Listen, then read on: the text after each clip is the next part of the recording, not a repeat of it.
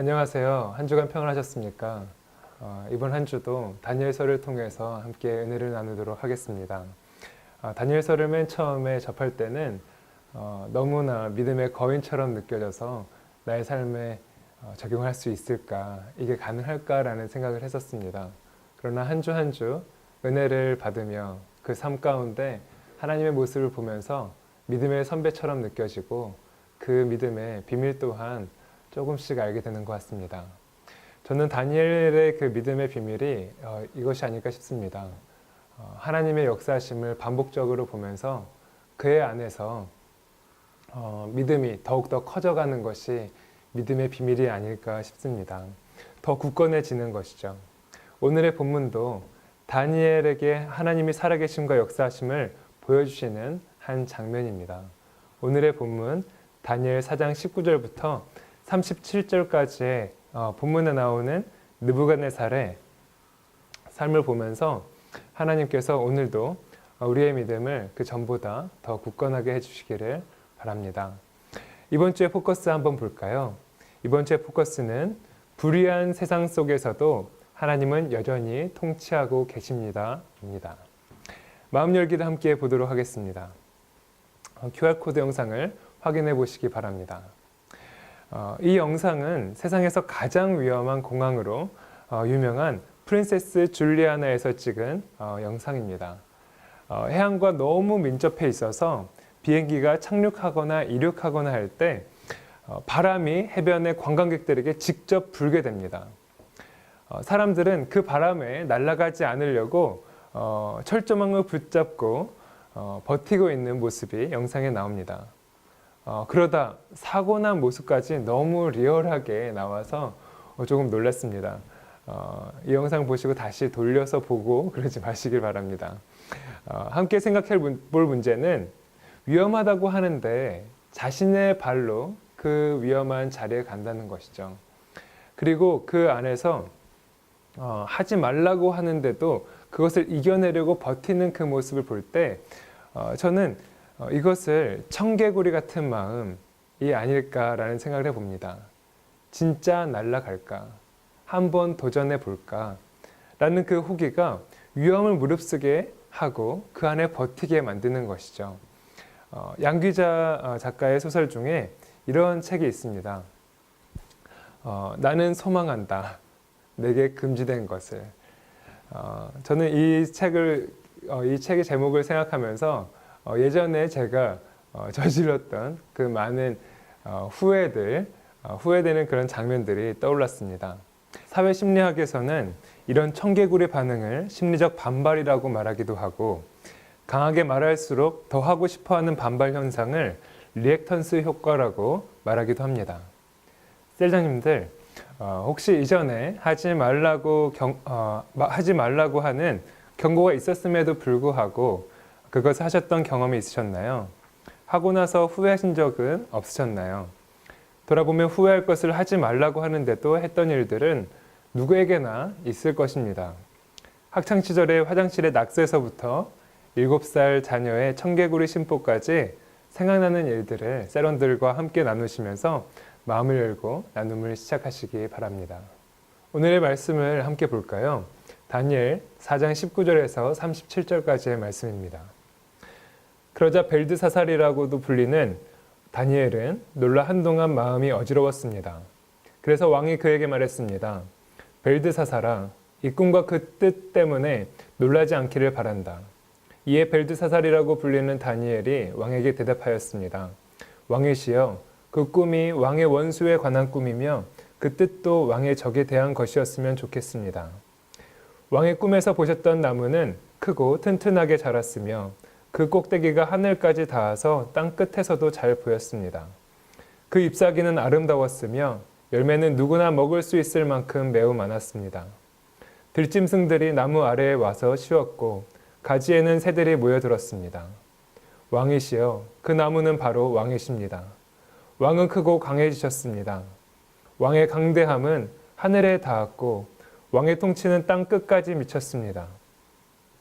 왕께서 볼 때 거룩한 감시자가 하늘에서 내려와서 이 나무를 베어 없애버리되 뿌리의 그루터기는 땅 속에 남겨두고 그것을 쇠줄과 놋줄로 동이고 들풀 가운데 내버려 두어 이슬에 젖게 하고 들짐승과 함께 어울리게 하여 7대를 지내도록 하여라 라고 말했습니다.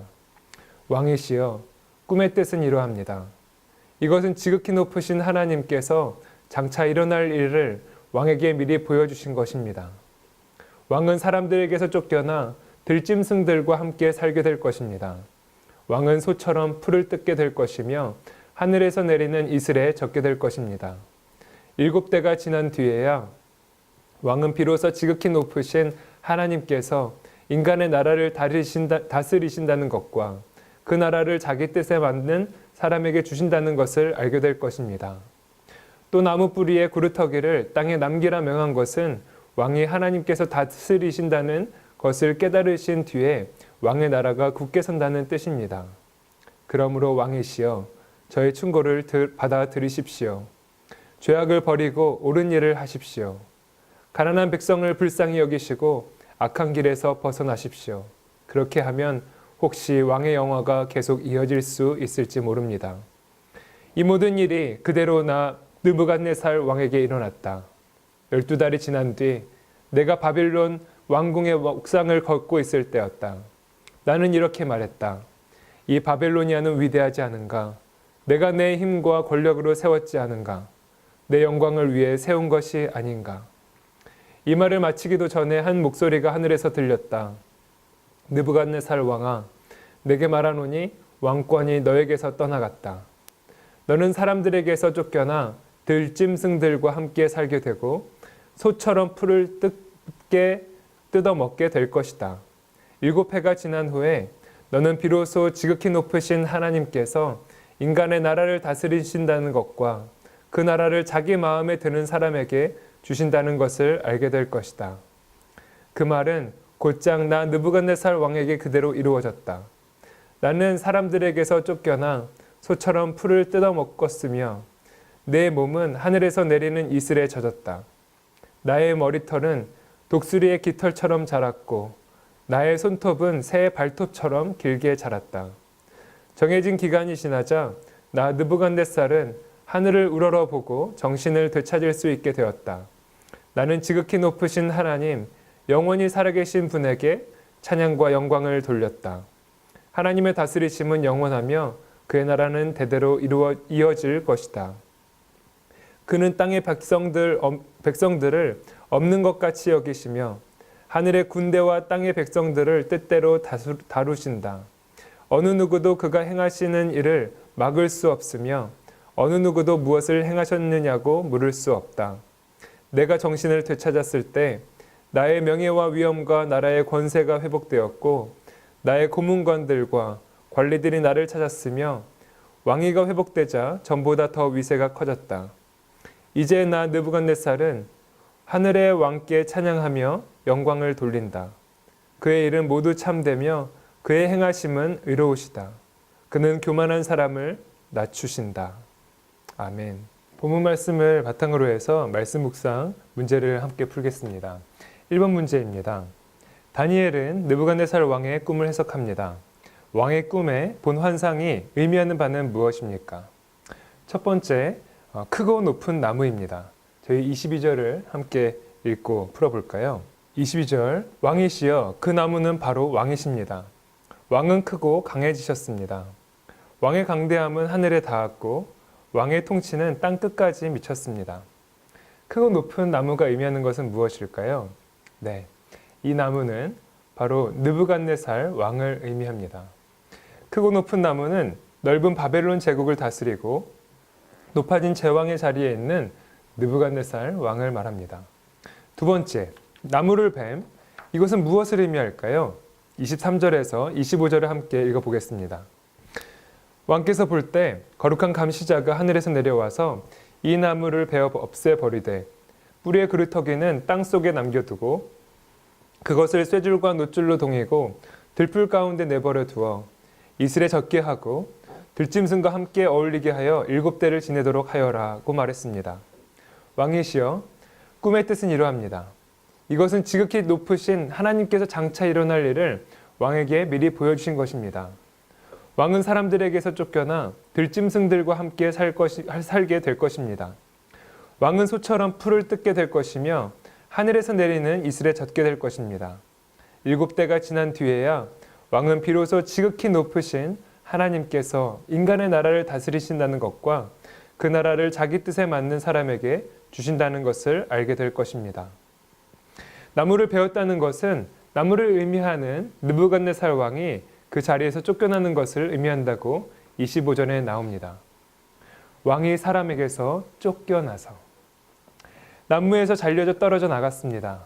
사람들과 함께 지내지 못하고 쫓겨나가서 짐승들과 함께 먹고 들판에서 잠을 잤기에 이슬에 젖었습니다. 쾌적한 궁궐이 아니라 밤새 옷이 젖은 채 추위에서 떨어야 하는 들판에서 자야 했습니다. 세 번째, 그루터기는 무엇을 의미할까요? 26절을 함께 보겠습니다. 또 나무 뿌리에 그루터기를 땅에 남기라. 명한 것은 왕이 하나님께서 다스리신다는 것을 깨달으신 뒤에 왕의 나라가 굳게 선다는 뜻입니다. 그루터기는 잘려져 나갔지만 뿌리가 아직 남아있다는 것입니다. 사람들이 보기에 소망이 없지만 보이지 않는 곳에 소망이 남아있다는 것입니다. 하나님께서 정한 그 때가 되면 왕은 깨닫게 됩니다. 지금은 그렇게 보이지 않지만 깨닫게 되면 그의 나라는 이전의 영광보다 더 큰 영광을 보게 될 것이라는 것이죠. 1번 문제를 통해서 느부갓네살의 꿈에 나오는 환상에 대해 살펴보았습니다. 그럼 이제 2번 문제를 통해서 그 이후에 느부갓네살 왕의 삶이 어떻게 되었는지 보도록 하겠습니다. 2번 문제입니다.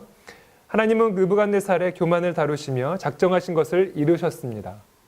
느부갓네살이 사람들에게서 쫓겨나 마치 짐승이 풀을 뜯는 것과 같은 처참한 시간을 보내게 하셨습니다. 느부갓네살 왕이 하늘을 우러러보고 회개하며 하나님을 찬양할 때 어떤 결과가 찾아왔습니까? 34절에서 36절을 함께 읽도록 하겠습니다. 정해진 기간이 지나자 나 느부갓네살은 하늘을 우러러보고 정신을 되찾을 수 있게 되었다. 나는 지극히 높으신 하나님, 영원히 살아계신 분에게 찬양과 영광을 돌렸다. 하나님의 다스리심은 영원하며 그의 나라는 대대로 이어질 것이다. 그는 땅의 백성들을 없는 것 같이 여기시며 하늘의 군대와 땅의 백성들을 뜻대로 다루신다. 어느 누구도 그가 행하시는 일을 막을 수 없으며 어느 누구도 무엇을 행하셨느냐고 물을 수 없다.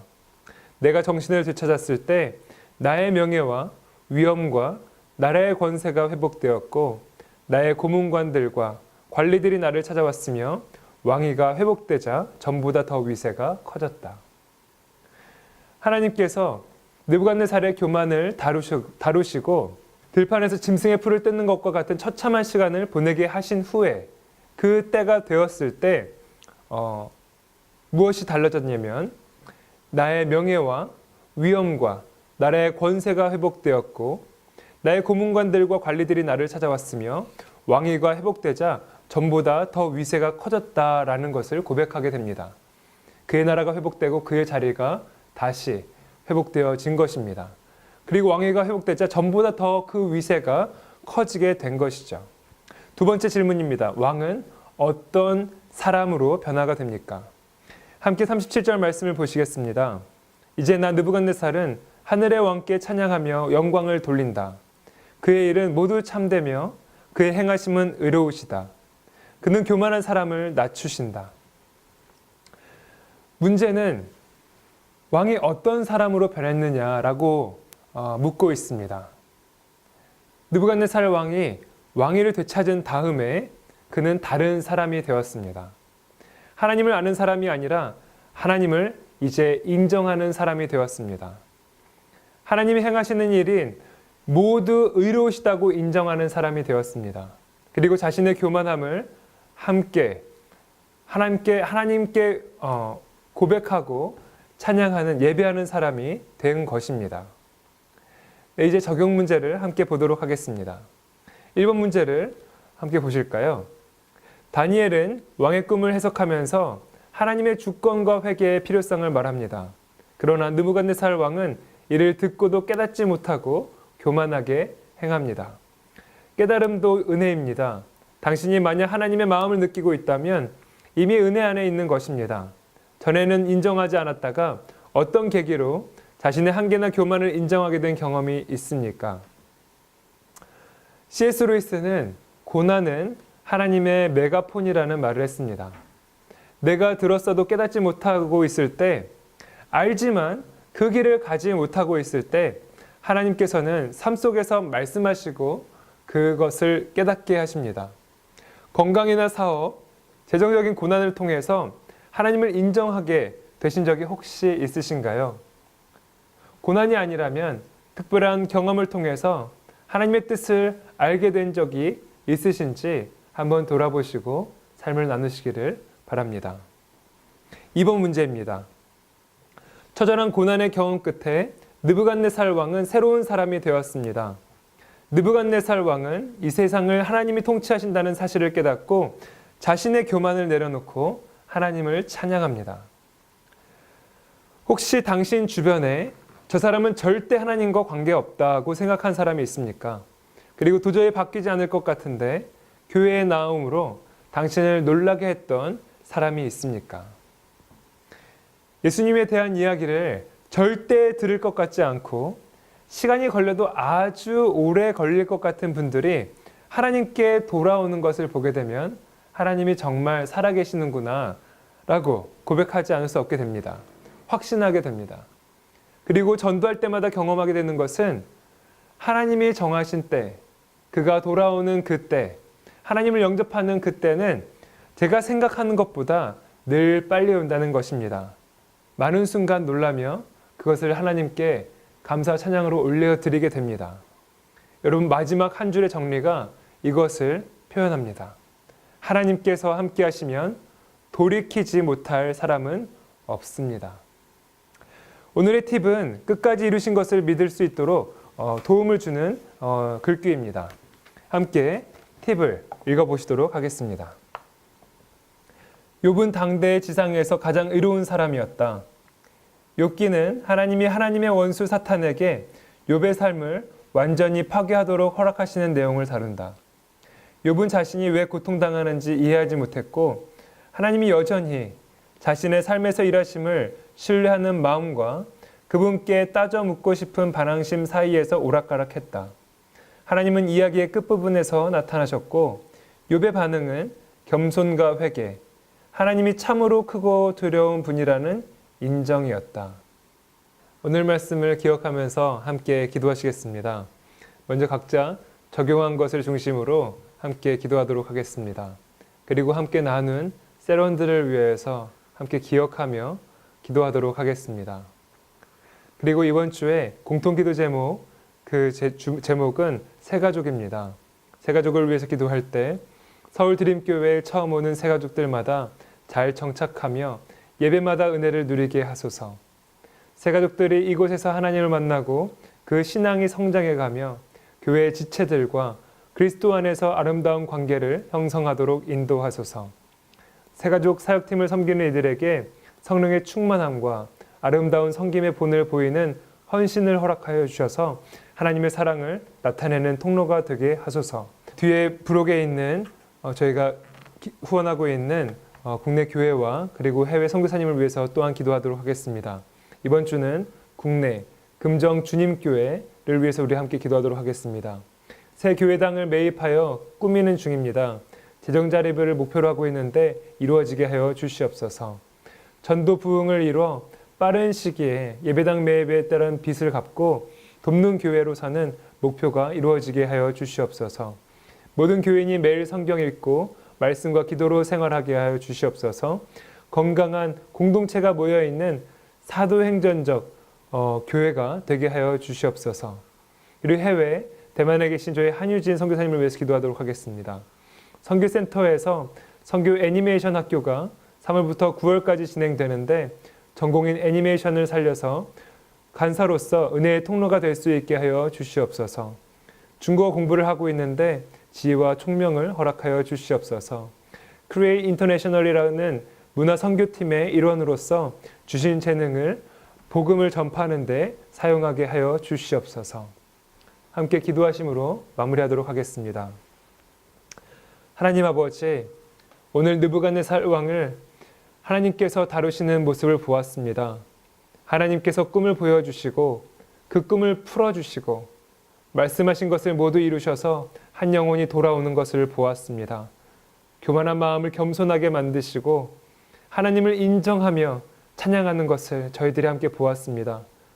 셀 나눔 시간을 통하여서 우리의 삶 속에서 말씀하시고 하나님이 기뻐하시는 모습으로 빚어가는 것을 깨닫고 감사하는 시간 되게 하여 주시옵소서.